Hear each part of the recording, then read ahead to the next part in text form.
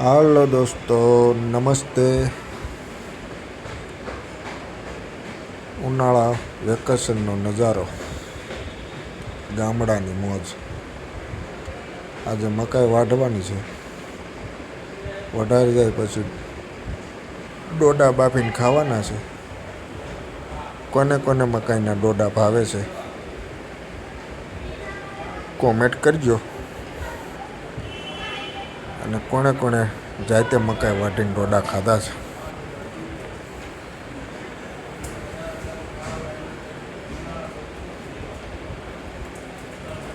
વેકેશનની મોજ હો, ઉનાળો કાંઈ ન ઘટે.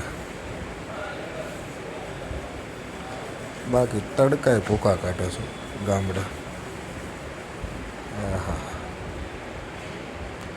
ફૂલે ફૂલ તડકા પડે છે.